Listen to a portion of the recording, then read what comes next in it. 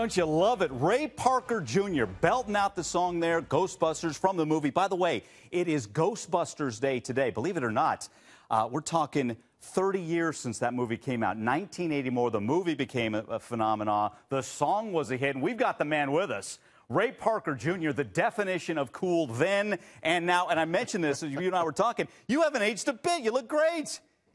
I love it that you say that, but I don't know about that. I'm looking at that video saying, who is that guy with the dark black hair in his 20s? You know what I mean? And what happened? Hey, what do you think when you see that and a music video in 1984? What goes through your mind? It's just funny to me. It looks a little funny. I had a big mustache back then. But I guess the main thing I noticed is how thick my hair was. You know, I had to keep cutting it every week just to keep it down. It was growing so fast. And now we're getting just a couple of spots I'm not that happy with. Hey, can you believe on that front? I mean, can you believe 30 years? I know, 30 years. That's amazing.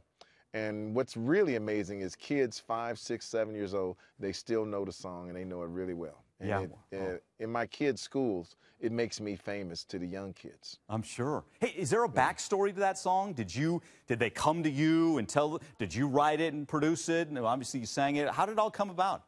It's a really crazy story, that song. But the year before, I cut a bunch of hit records, which we'll talk about later. And I sort of retired because my parents had gotten sick. And a friend of mine called me to come see a group called The New Edition. And they were playing in the Bahamas. So I went and saw them, and they wanted to record one of my songs. So I flew to L.A. for the first time in almost a year.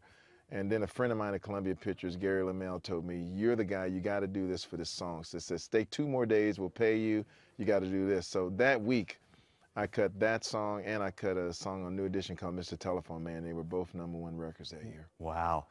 When you did the song and the movie and it became a phenomenon, did you think that this is going to be as big as it became and still going strong to this day?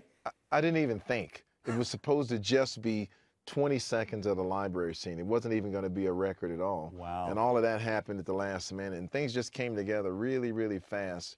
Even recording the song, it seemed like I just couldn't do anything wrong. The drum sound was right, the guitar sound was perfect. Just plugging it in, everything was perfect. And I got all the sounds up fast. It only took two and a half days to do the whole thing. And it was just one of those moments in history where God blessed it, and everything just went perfectly. Yeah, that's the truth. Hey, truth be told, we got to play one other song from radio. We were having basically a Ray Parker Jr. concert in here. But we go back to the 70s, and here's a song, You Can't Change That. You've been doing music since age 6, but here's a song many of us love, You Can't Change That. Let's give it a quick listen. There you go. I promise to always love you, 'cause I think the whole world of you, and you can't change that. No, no.